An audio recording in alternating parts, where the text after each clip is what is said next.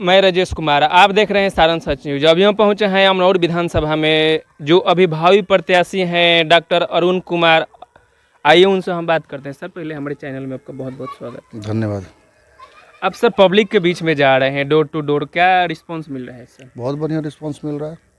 सारे लोगों का, सारे समाज के वर्ग के जितने भी लोग हैं, सबका भारी उत्साह है। लोगों में उमंग है बदलाव को लेकर। अमनौर में सर सर्वे हुआ है तो नंबर 1 में सर आप ही आगे चल रहे हैं, क्या बोलिएगा? देखिए, मेहनत बोलता है। हम लोग मेहनत कर रहे हैं, सर्वे आप लोग करते हैं। सर्वे के बारे में हमको विशेष जानकारी नहीं है। मेहनत कर रही है तो आप बोल रहे हैं कि हम आगे चल रहे हैं। जी, तो अमनौर विधानसभा में सर बहुत सारा समस्या है। जो अभी वर्तमान में विधायक हैं, जो देखा जाए तो लोग उनसे बहुत नाराज हैं, तो क्या? देखिए, विधायक से लोग नाराज़ हैं, मंत्री से लोग नाराज़ हैं, ये जो पूरा शासन है उससे पूरे लोग नाराज़ हैं। नाराज़ क्यों नहीं होंगे? ना अस्पताल में दवाई है, डॉक्टर है, ना महिलाओं के लिए दवाई डॉक्टर है, ना यहाँ पर बच्चों के शिक्षा और चिकित्सा के लिए कहीं कोई काम हुआ है, ना सड़कों का पूर्णतः विकास हुआ है, ना नालियों का निर्माण हुआ, ना स्ट्रीट लाइट है, ना सुरक्षा को लेकर, शिक्षा को लेकर, चिकित्सा को लेकर एक भी काम इन्होंने नहीं किया। हमारे ITI कॉलेज का एक भी निर्माण यहाँ पर नहीं हुआ। IT मिनिस्टर हैं, एक भी कॉलेज का शिलान्यास नहीं किया। उनको विभाग मिला किस चीज़ का काम कर रहे हैं, किस चीज़ का शिलान्यास कर रहे हैं, किस चीज़ का, तो नाराज़गी क्यों नहीं होगा? आप हैं IT मिनिस्टर और आप रोड बनवाने का काम कर रहे हैं, वो भी रोड आपसे बन नहीं रहा है। किसी एक विशेष व्यक्ति को आप काम दिए है, उसमें आपका घोटालेबाजी सबको पता चल रहा है, कितना आपका सेटिंग है। जनता को अगर रिलीफ नहीं मिलेगा, जनता का अगर काम नहीं हो तो लोग आपसे नाराज़ ही ना होंगे, खुश कैसे होंगे? अमनौर विधानसभा में उनसे दिखा जा रहा है कि पब्लिक के बीच में जा रहे हैं। एक जगह हम उनका वीडियो देखे कि पब्लिक उनको दौड़ा कर बढ़िया से स्वागत कर रहे हैं। देखिए, पब्लिक जब नाराज होगा, आपने देखा ना नेपाल में क्या हुआ। जी जी। जब जब जनता गुस्सा करेगा, उसके सामने जनता का ही बनाया हुआ कानून, जनता का बनाया हुआ सरकार जनता के लिए काम करती है। अगर ये सरकार जनता को लूटने का काम करेगी तो जनता पीटने का काम करेगी। अगर इनको धक्का देकर कहीं कोई गाली गलौज कर रहा है इनके साथ, तो इनका ही करनी है। इन्होंने जो काम किया, इनका काम बोल रहा है। ये जो बोलते हैं और जो उनको धक्का देकर वहाँ से निकाला गया, चाहे गाली देकर उनको निकाला जा रहा, तो ये उन्हीं का ना किया हुआ कीर्तिमान है। जी। तो होगा, जनता नाराज होगी तो जनता तो पीटेगी। बिहार में सर पलायन, बेरोजगार, शिक्षा और स्वास्थ्य पे सर, ये इस पे क्यों सर उतना लोग जो आते हैं लोग इतना ध्यान नहीं देते? इसमें क्यों सर कमी? बुद्धि की कमी है। हमारे लोग पढ़े लिखे लोग हैं, यहाँ पर सारे लोग पलायन कर चुके हैं। जिसको साइकिल चलाना नहीं आता है उसको हवाई जहाज़ का दे दिया आपने उड़ाने के लिए। जो विधायक के ऊपर इतने सारे केसेस हैं, उसको पता ही नहीं कि एम्प्लॉयमेंट जनरेट कैसे करना है। 3 फैक्ट्री अगर 3 प्रखंड में खोल दिया जाए तो सारे घर से एक परिवार को नौकरी मिल जाएगा। तो देने का बुद्धि होना चाहिए। इनके पास बुद्धि हो तब ना। इनके पास बुद्धि है बम बारूद गोली, तीर कमान भाला और पता नहीं क्या क्या स्टैंड गन, मशीन गन लेकर चलने वाले बॉडीगार्ड को दिखाने वाले लोग हैं। जनता को देखने वाला कौन है? जनता को जो काम चाहिए आप काम नहीं करा रहे हैं। और जनता के पीछे जो लोग लगने चाहिए, जो व्यवस्था होनी चाहिए, वो नहीं है। हर घर से एक जवान पलायन कर चुका है। 80% युवा यहाँ से पलायन कर चुका है। जो भी बाकी लोग बचे क्राइम में हैं।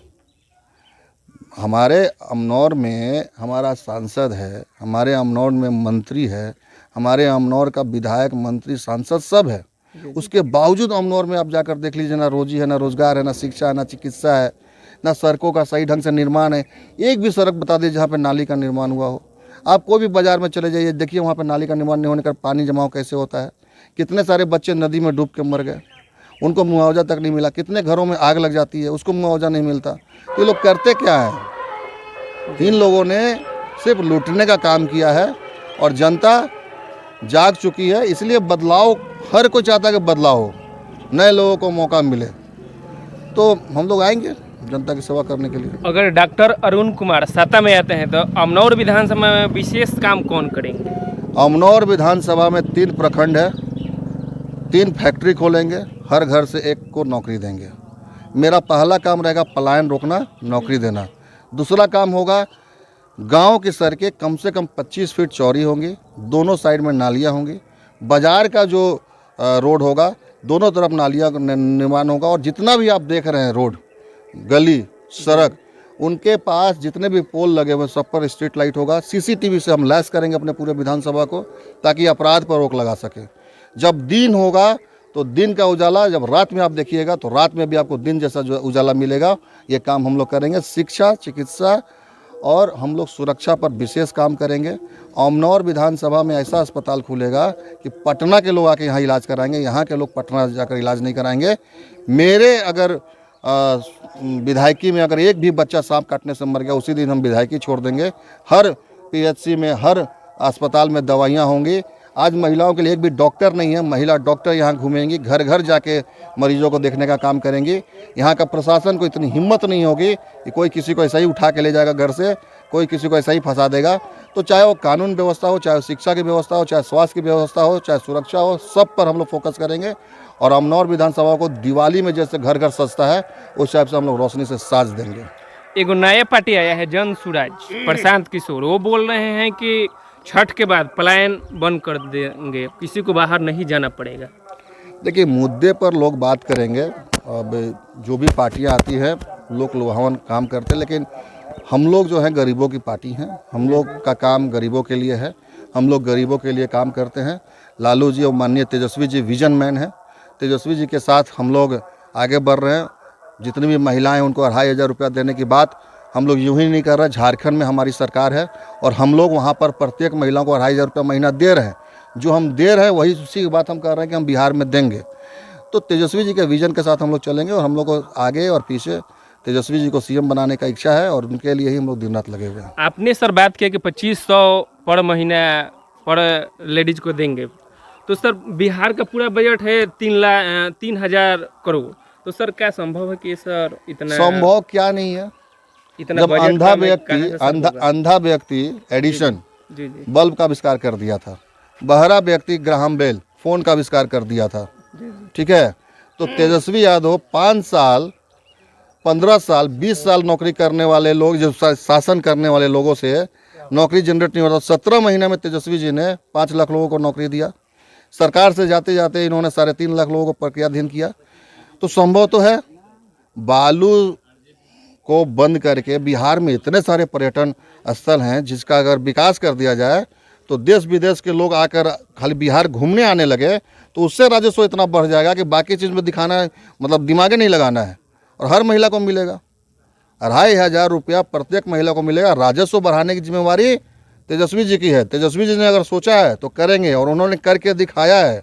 17 महीने में 5 लाख लोगों को नौकरी और एक बात 3.5 लाख लोगों को प्रक्रियाधीन किया। उसके बाद ये 125 यूनिट बिजली कैसे फ्री मिल रहा है? अगर तेजस्वी जी ललकारते नहीं, आवाज़ नहीं उठाते तो 125 यूनिट मिलता। उन्होंने 200 यूनिट का बात किया तो आज देखिए 125 यूनिट फ्री मिल रहा है। उन्होंने 1500 वृद्धा पेंशन का बात किया तो 1100 मिल रहा है। तेजस्वी जी आएंगे तो 1100 से 1500 हो जाएगा, 125 से 200 यूनिट हो जाएगा और 2500 रुपया महीना मिलेगा। असंभव को संभव किया जा सकता है, बस आपकी नीयत होनी चाहिए। बजट बढ़ाया जाएगा, चाहे वो पर्यटन के क्षेत्र में हो, चाहे बालू जो बंद है उसका सुचारू रूप से परिचालन होगा। और हम लोग जो जितना भी अगर आप देख रहे हैं, बिहार कोई मामूली राज्य नहीं है। बिहार से ही राजनीति अंगड़ाई लेती है। बिहार ने पूरे भारत देश को राजनीति सिखाया है। इस माटी का पहला बेटा भारत का राष्ट्रपति बना है। तो बिहार को कोई कम ना के। बिहार में अगर कमी है तो साफ नीयत की। जिस दिन नीयत वाले नेता आ जाएंगे, मजबूत इरादे वाले लोग आ जाएंगे, बिहार पूरी तरह से विकसित होगा और बिहार उन राज्यों के श्रेणी में ला के खड़ा करेंगे तेजस्वी जी, जिसके लिए हर बिहारवासी आज ललायित है। आज बिहारी के नाम पर लोगों को पीट दिया जाता है। दूसरे राज्यों में मान सम्मान तक नहीं है। इन लोगों ने 15-20 साल शासन किया, क्यों ना बिहारियों का सम्मान बढ़ाया? क्यों ना ऐसा कोई काम किया जिससे बिहारी को महाराष्ट्र में पीटा नहीं जाता?